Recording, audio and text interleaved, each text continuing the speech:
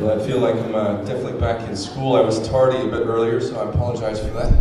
Don't know if I'm going to get demerits and whatnot, but it's just like when I was in school so many years ago. Dancing was brilliant. Thank you very, very much. To the brother who did his poetry and rap as well, thank you. And thank you to the General Union of Palestinian Students as well. You know, I will talk about Palestine, of course, since that's really the focus of this. However, what I don't want to do is continue to repeat what would be obvious to everybody who has their eyes open. I don't know how much we need to talk about the problems before we actually do what we're capable of doing, because to me that's really the issue. Not so much who's committing the crimes and how grievous they are. It's what we're doing or not doing, which I find to be most interesting of all. The way that I see the world that we live in is, I think, a sane way of seeing the world, and that is, it is completely and totally unacceptable. I don't need to be Palestinian, although I am a Palestinian. I'm a naturalized Palestinian. My heart is with Palestine. I will bleed for Palestine. I will die for Palestine if necessary.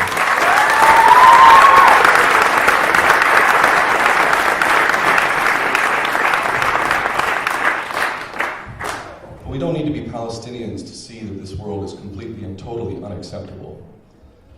And I just don't understand how anyone can accept the unacceptable. And I think it's a matter of having self-respect or not. And I made a decision once I became aware. I wasn't always aware. When I was young, I was quite stupid. I joined the Marine Corps at the age of 19 years old. I believed that my nation was the greatest nation in the world. I thought freedom and democracy and all of this ridiculous stuff that is spoon-fed to the population to the point that most people just believe it and they regurgitate it, thinking that it's true. And that was the circumstances to which I joined the Marine Corps. I was sent off to what they call a war, but I don't really consider any of the things that America's involved in to be wars. I think it's much more accurate to call them slaughters or war crimes.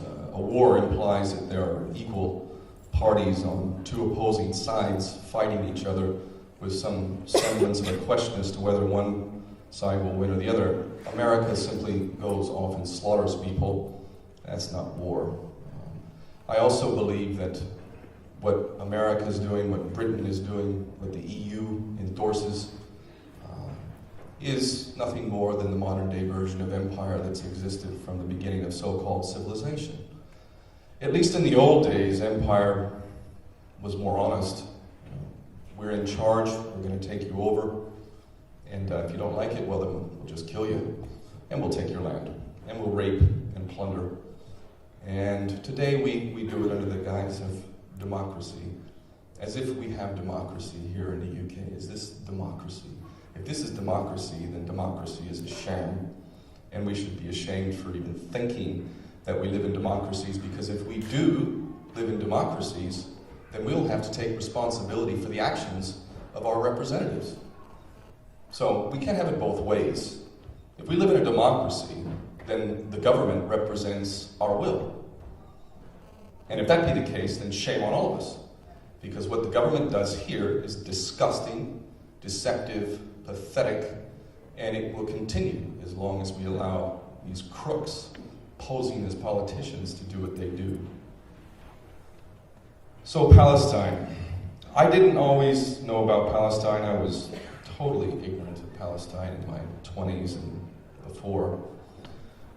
But I realized at a certain point that there was something very special about it, and I decided at a certain point to try and understand what is happening. The more I learned about Palestine, the more I realized that the way of Palestine is the way of the world. The fate of Palestine is the fate of the world.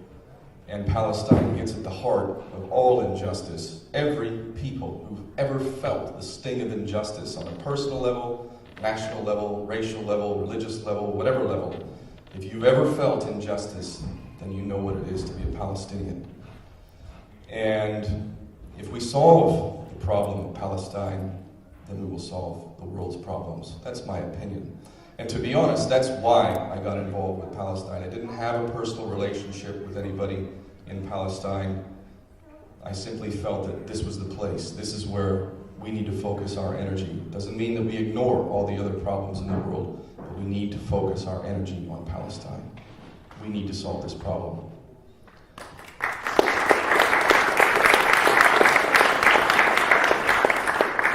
I was recently in Gaza for 6 months, and while I was there, I listened to people, for one.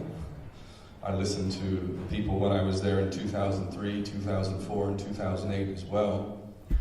And I don't hear the Palestinians saying, we want more aid. That's not what I'm hearing. In fact, billions and billions in euros and dollars is going to Palestine. And what is it doing for them? Well, it keeps them alive. I guess you could say that.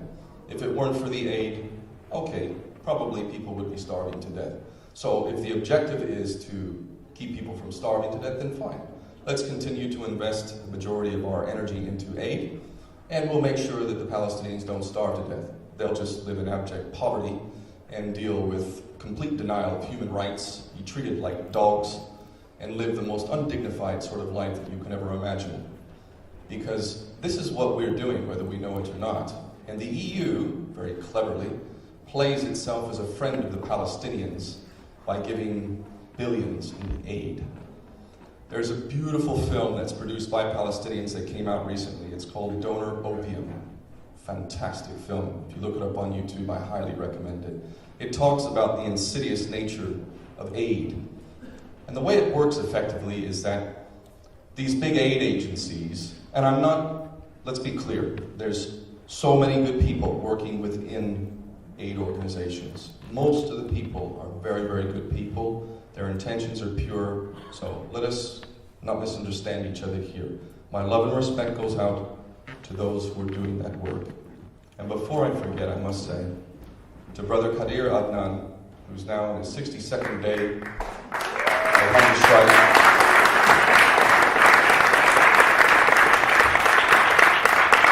I wish to express my deepest of love and respect to my brother and to the thousands of Palestinians who are rotting away in dungeons, being tortured every moment of every day. Nothing but love and respect. And I have to say, if I were Palestinian, born and bred, I have no doubt at all that I would be involved in resistance.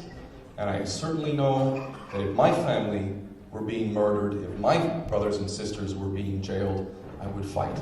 Absolutely 100%. And I challenge those that think they're civilized in the US and Britain to imagine if the situation were reversed and it wasn't Palestine, but it was Britain or America that was invaded by a powerful nation from halfway around the world, and your people are being tortured. Your sons and daughters, mothers and fathers, brothers and sisters are being imprisoned. Weapons of mass destruction and the latest military technology is employed to kill you in mass. What would we do in America, I wonder, if that was happening to us? We would fight, and it would be bloody. And the thing that's so remarkable about the Palestinians and the effectiveness of propaganda, which has gone on for decades, this incredible propaganda which has made it almost impossible to speak about the crimes of the Jewish state of Israel without being branded anti-Semitic and basically committing career suicide if you even spoke honestly about it. Never mind the fact that we can't even question one of the most important historic events in the history of our world, the Holocaust. Why is that? Why is it that we cannot even talk objectively about these issues? The reason why is because propaganda is used to confine and constrain the debate. It sets the parameters of liberal left, right wing, and you have to stay between. To go beyond is to go beyond the parameters, is to become an extremist. Well, that's exactly why we need to go beyond the parameters, because now, because people have stood up, it is possible to talk about the Jewish state of Israel and its crimes against the population that has lived there since the beginning of civilization. But it wasn't that long ago that if you did that, you would have major problems. I know from personal experience that because I have done my best with every opportunity I had to try and expose the reality of life in Gaza, that I have been subjected as well to slander, rather vicious, quite frankly, and it is amazing the level of dastardly kind of lies that can be employed against you, and yet I consider myself incredibly blessed. What I'm dealing with is nothing compared to what so many Palestinians, Iraqis, Afghanis, Pakistanis, Africans, you name it, around the world are dealing with. So I would never ask anybody to feel extra sorrow for me. However, the real point of slandering people and using lies is to try and destroy good work. Because those of us who are not afraid of imprisonment or death, who speak honestly, become targets. This is a fairly understandable thing if you think about it. Those that don't seek to be in the front line or to be in a position to be really targeted may find it somewhat difficult to understand, but this is an absolute. I quote Malcolm X quite a bit when he was asked, what is the price for freedom? And his response was, the price for freedom is death. If you're not willing to pay that price, then don't use that word in your vocabulary.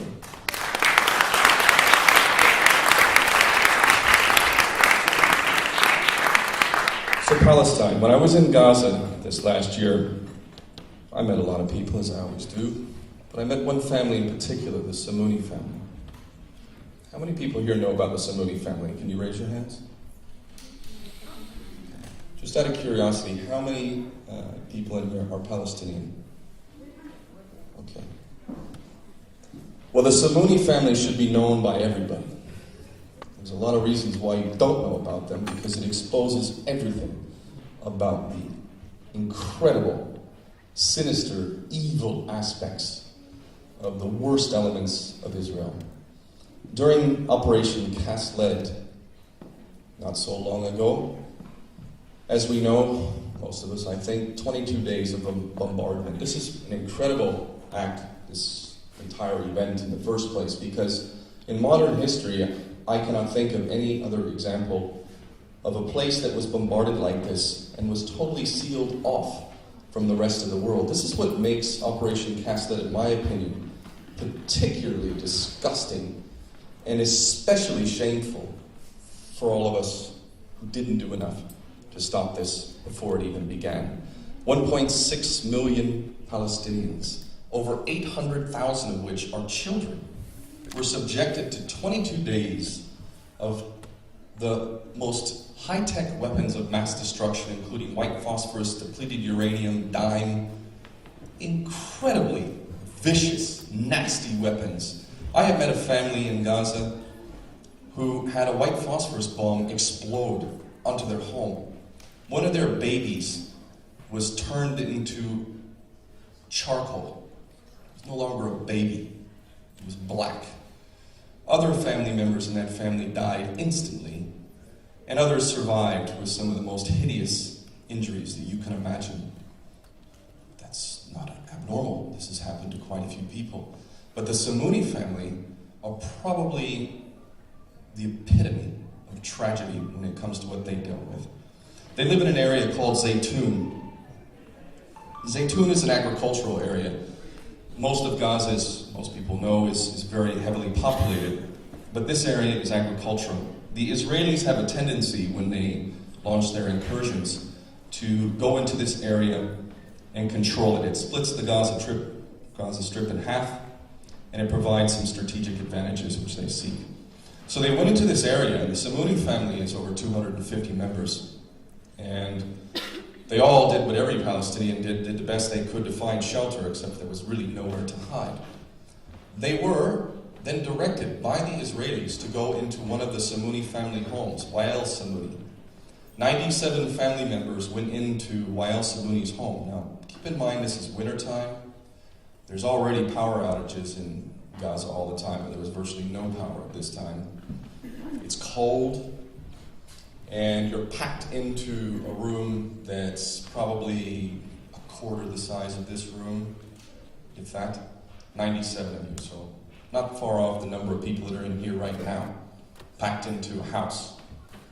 Within 24 hours of being ordered into that house, the Israelis shelled the house. Now I want you to imagine that a rocket comes through the roof and through the wall, and now out of the 97 of you, 22 of you are dead, like that, dead. Not just dead, decapitated, limbs, bowels, all over the place, blood. Those of you who aren't dead, are dying, are injured.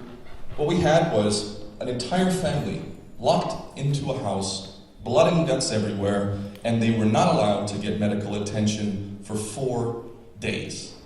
4 days. There were numerous attempts to try and get medical help to them. They were refused by the Israelis. So for 4 days, no food, no water, no heating, no electricity, no medical help. 4 days. Children were lying next to the corpses of their parents. Parents were lying next to the corpses of their children, uncles and aunts. What would that do to you? Think about it. I mean, it would be hard enough as a strong adult, but as a child to deal with this. Well, that's what they dealt with. I spent time with this family, and I was making stories. I wanted to meet people and tell their story as a means to get people to move, to act, to do more. And I wasn't even going to meet the Samudi family because their story had been told, but I did meet them, and I'm very happy that I did. I became extremely close to this family. I changed my plans. I had plans, a project. I had many people involved in it. I totally changed my plans. I couldn't believe that 3 years on, that they were still without, many of them without their homes. One of the family groups, Zainat Samuni, her husband was shot dead in front of the kids.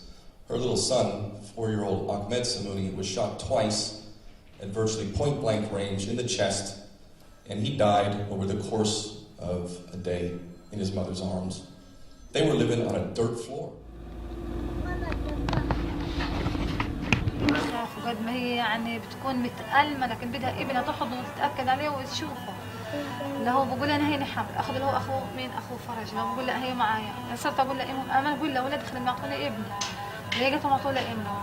لما شفت ابني احمد سعيده كشفت واي.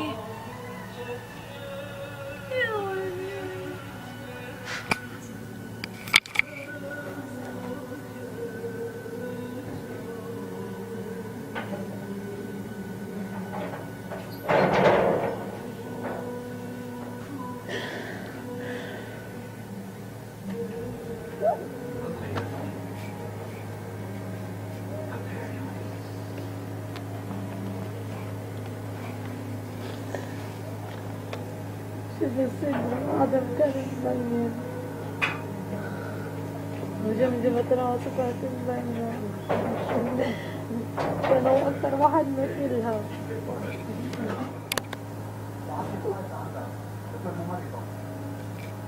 بعد أحمد فقدني وهو بشد أصابعه وبعد في إيدي وانا مش قادرة اعمل له حاجة. العصريات جاء اخوته، فقلت انه احمد اكيد تاني جاء. خمرت خبزة وكوباية مية، صرت طعمين تنتف في امه. كان جاعان في اللحظة هذه.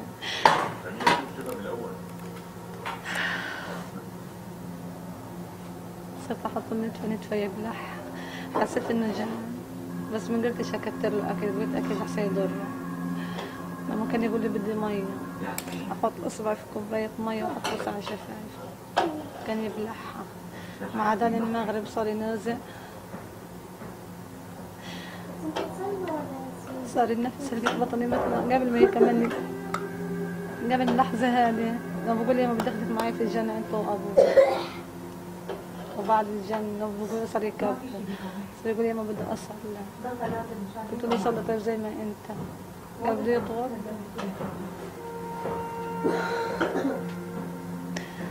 قلت له صلي زي ما انت من دون ودي احمد. صرت الحمد قراها والله العظيم ما تخربط فيه. صرت اقول اشهد ان لا اله الا الله ولا هو، وانا قلبي بتقطع وعارف انه مش هيرجع تاني.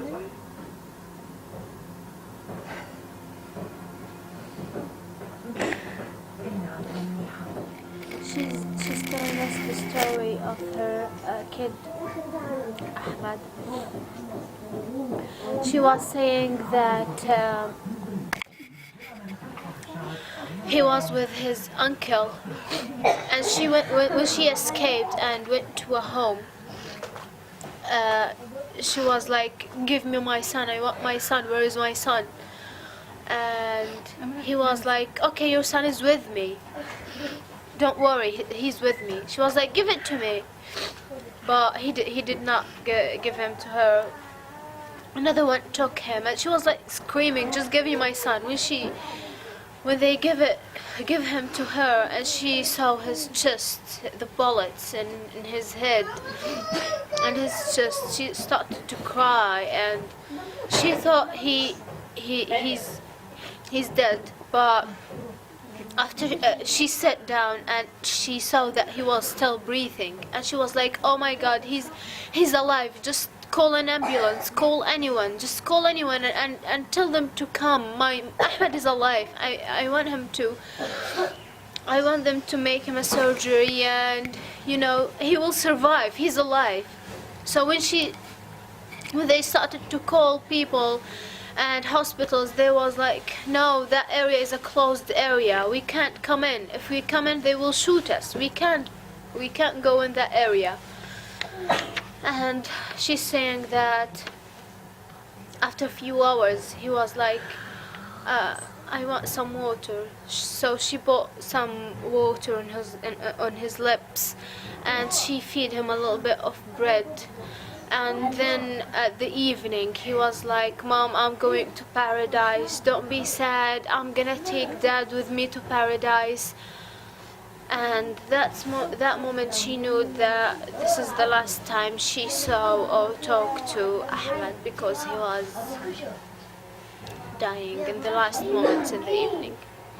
I couldn't believe, 3 years on, that this family, I mean, not to say that it's okay to just take care of this family, but I couldn't believe that 3 years on, this family was still not taken care of. It blew me away. And because I became so close to these kids in particular, there's over 100 kids in this family, and it's understandable, one of the most insidious and horrible things about the blockade of Gaza, which is now going into 5 years, is that the parents cannot really take care of their children. It's not that they don't want to, it's not that they're not capable of doing it, it's just that the circumstances do not allow it. When it comes to food, they have to go to the UN. 80% of the Palestinians are reliant upon food aid to survive. So when you put the food on the table, it's not food on the table from your mother or your father who's working a job, getting paid and buying the food. It's from the aid agency. So the kids know this. They know, hey, my parents can't provide for me.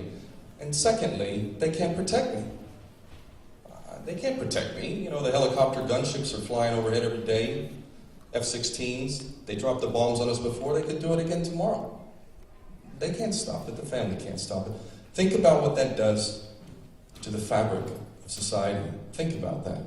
When your children know that you can't protect them nor provide for them. The Israelis know this, and they know it very, very well. And the Europeans know this too, the leaders in Europe and America.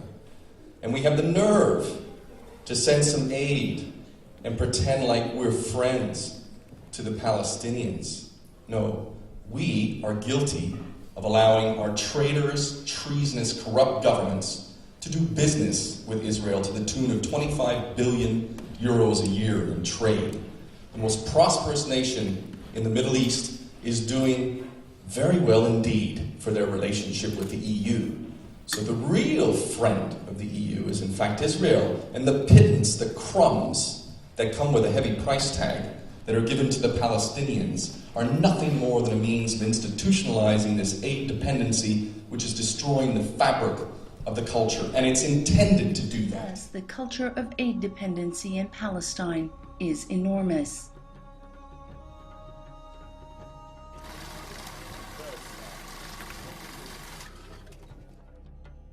Right now, 30% of the Palestinian GDP comes from foreign aid. If Palestinians were to become disobedient, as defined by those foreign donor states, that donor money would cease to exist. It allows the donor states to essentially blackmail the Palestinian people. And I know blackmail is a strong word, but we saw the negative effects of donor aid in 2006 and its political implications. When Palestinians elected their own government in 2006, the donor aid money was turned off because they defined the results of the Palestinian election as hostile to Western interests. So therefore they ended donor aid to the Palestinian Authority. And this is what we're watching, and it is disgusting. And the only way it's going to stop is if we take control. Enough excuses. Enough.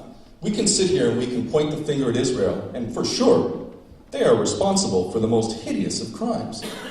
But how can they get away with this unless we, people of conscience, don't allow it? Can they continue to do what they do if we do what we're capable of doing? Is that the reality of the world that we live in? That we are powerless and they have the power and therefore that's just the way it is? And if that be the case, then I guess we should all just watch X Factor and American Idol and the football match and have a beer or two and have a good time. Because what's the point? The truth of the matter is that we have the power. We as people have the power to achieve whatever we set our minds to. But guess what? There is a price tag that comes with taking that responsibility. Some of us are going to have to pay a greater price than others. That's okay. Not everyone is willing to die for the right cause. That's all right. There's no shame on those that aren't willing to take that kind of role, but everybody has something to offer. Everybody. And if we really want to know who's responsible for all of the crimes of this world, then what we really need to do is go stand in front of a mirror, have a good, hard look at the person staring back at you, and know there's where the problem really is. And if you...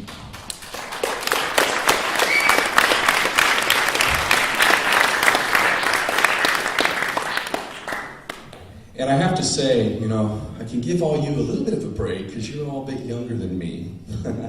And I think if there's any one real responsibility in this world, especially if you're a parent, is to hand over this world in a better state than you got it.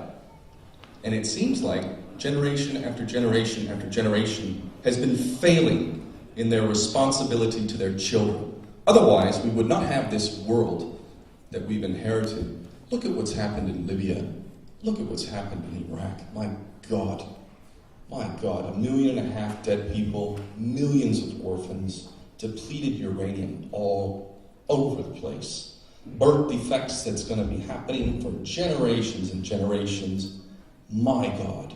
And yet it's continuing. And even in the last couple of days, look at this monstrosity of a man named David Cameron and Sarkozy, these disgusting individuals sitting there and talking about an alliance between Britain and France. Oh, isn't that going to make the world a safer place? What a disgusting, farcical reality. And the fact that these people are even able to play out this sickening little play in front of us as if it's anything but a sick and twisted maintenance of the tyranny which allows people's lives to be destroyed on a daily basis to a level that most of us can hardly imagine. We have within our capacity to change that. And I firmly believe that this is it. This is the big show. 2012 is the year. This is the one. This is where it's going to happen, one way or the other.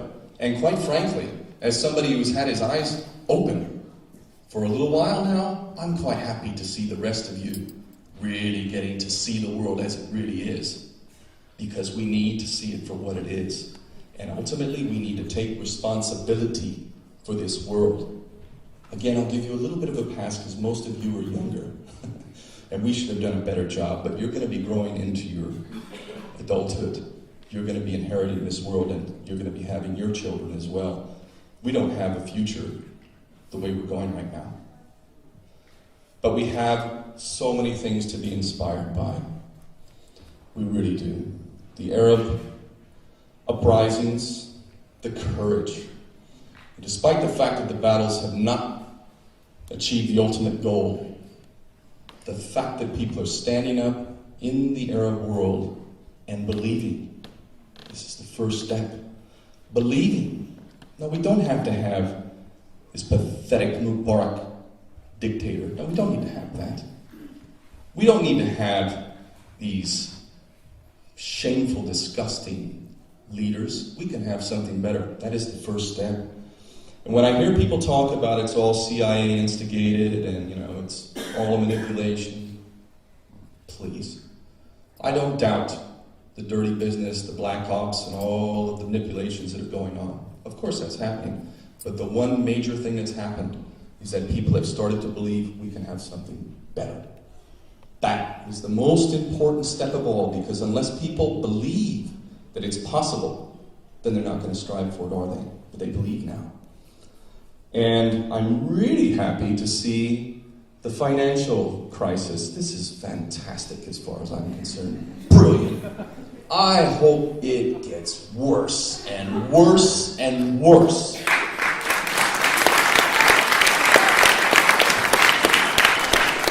Because the truth of the matter is that we in the West, whether we want to admit it or not, have sat by while the world has been raped and plundered through economic hitmen, through wars of aggression, through corrupt politicians, bought-off tyrants, and all these tin-pot dictatorships around the world doing business with our equally pathetic and corrupt governments.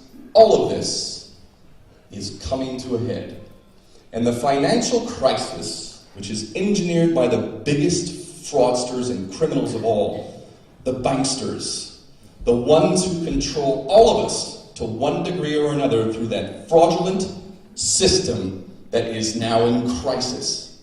That same system that prints money out of thin air and indebts all of us, makes us wage slaves, all of us fighting for the crumbs just so we can hope to keep a roof over our head and some semblance of dignity in our lives, fighting each other for the crumbs that these sick, twisted, I really want to use stronger language and I'm holding back from using it, because words cannot describe just how horrendous these individuals are. The Rothschilds family and other banking families who are running the financial system, disgusting, pathetic tyrants. And I cannot wait for the day that the people realize who you are, what you've done, and where we're going to go from here.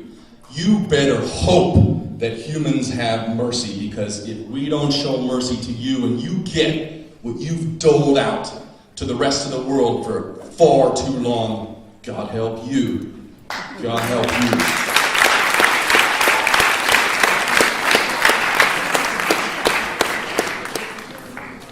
This is the year, really. Let's make no mistake about it. This is the year. They're getting ready. They've been wanting to attack Iran. Make no mistake about this. Make no mistake. In a day, if an attack on Iran occurs, the only thing that might save us from the most horrendous human experience ever imaginable is if Iran does not counterattack full scale. Which I don't put good odds on that.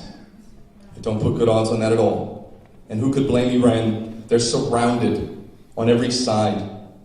A nation that hasn't invaded or committed to war other than war that was just in defense of their nation for hundreds of years.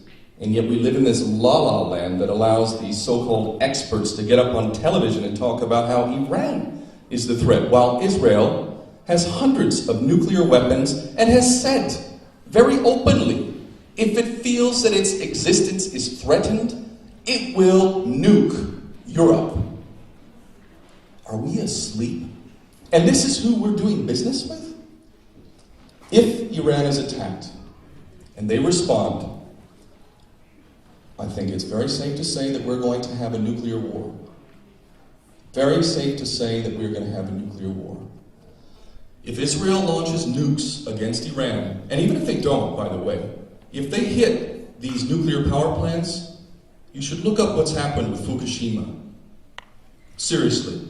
The damage that has been done as a result of the meltdown and what's happening in Fukushima is going to last much longer than most of us can imagine. And many people are dying and will continue to die as a result of that. Just bombing the nuclear facilities in Iran will be a disaster of gargantuan proportions. Just that alone.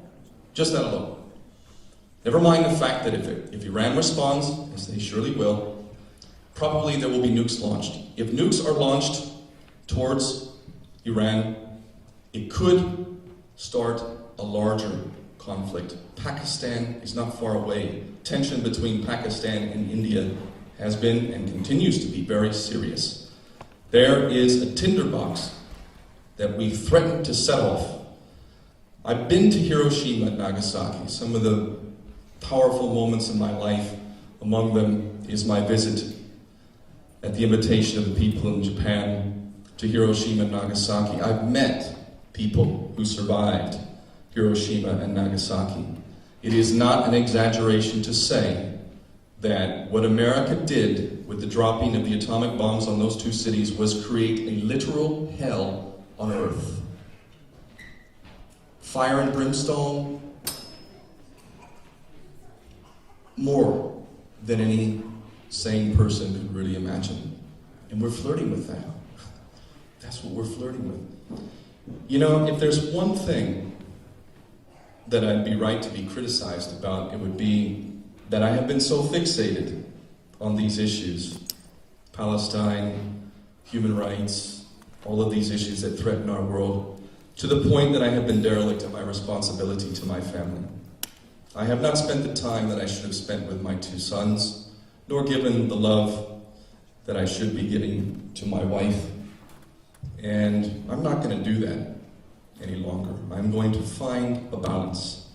I will continue to do what I do, and I will do everything that I can to try and inspire others to do everything that they're capable of doing. But I'm going to find that balance between giving my family, my connected, close family, which happen to be Palestinian, by the way, giving them the love that they deserve, the father and the husband that they deserve, and working on these bigger issues. But at the end of the day, and I think this is the blessing of being attacked. Like I was going to talk a little bit about, I think I've gone beyond my time now, have I? So I'm going to end it off. I would have talked about trade, not aid. I'll just do it very quickly. I do have a mission called Trade, Not Aid. It's very much been headed by me. As I said earlier, trade, in my opinion, that is part of the answer and a step in the right direction so that the Palestinians can live a dignified life. The Israelis know the power of this plan, as do the Europeans and the Americans. And I've been attacked. I've even been arrested for fraud by the police just a few months ago. Would it be any surprise that the British police would be any less corrupt than the British government? This is a safe haven now for war criminals from Israel, thanks to the destruction of universal jurisdiction. So come on in, Zippy Libni and everyone else who likes to murder Palestinians. You're welcome here in the UK. So why would I expect the UK police to be any different? I've been attacked on every level. If you listen to those that have attacked me, I'm a fraudster, I'm a thief, I'm an adulterer, I'm this, that, and the other. The good part of this is that, you know what, it doesn't matter. I'm very blessed. I have good people in my life, and I have my self-respect. And I will die with my self-respect. And I believe that's more valuable than any amount of money, any amount of fame, any amount of any of that crap, quite frankly. Self-respect. I believe the only way to have self-respect in this world is to be honest with yourself, honest about the world that we have, and be honest about what you can do and take responsibility. So I tell you, I'm willing to do whatever it takes to help be a part of that process. I want to work with anyone and everyone who's serious. But let us not play any more games. Let us be serious, let us be intelligent, and let us create a better world, a just world, an acceptable world. I hope that we do that, and I hope we do it soon. Thank you.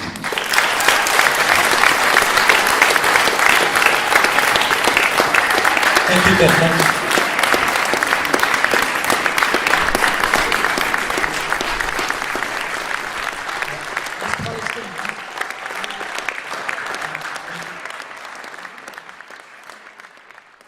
The very fundamentals of economic development and growth and free movement of goods and people was completely stopped by the government of Israel, by the successive governments of Israel. The donor community did not challenge this, but they continued pouring money over it. So they knew that they are investing in a failed project. لأنه احنا إذا بدنا نقول شو عملوا المانحين، عملوا طبقة أو نخب سياسية اقتصادية متشابهة أو متجوزة بعض وقاعدين، هذول النخب هم اللي برسموا قاعدين سياسة البلد.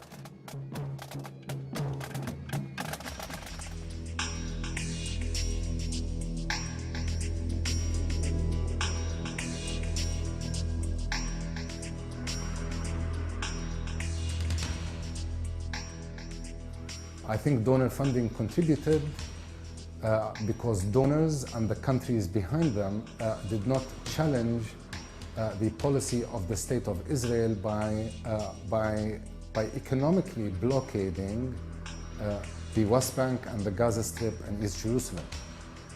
So they knew that they are investing in a failed project which cannot be feasible without the free movement of goods and people.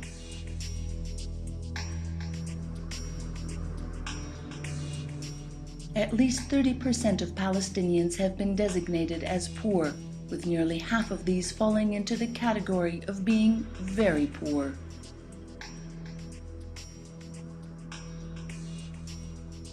How can so many Palestinians remain poor with so much aid being donated? واحنا ما ننساش انه في جزء كبير كمان مقدر يمكن بين 30 ل 50% من الدعم اللي بيجي من مصادر الدعم الخارجية بيرجع لنفس المصادر، بيرجع للبلاد نفسها من خلال المستشارين في بعض المشاريع. هاي النسبة اللي بترجع لمصدر الدعم تزيد عن 50% من المبلغ المقر اللي بنحط على الكتب. يعني بتسجل انه هذا دعم للشعب الفلسطيني تحت الاحتلال.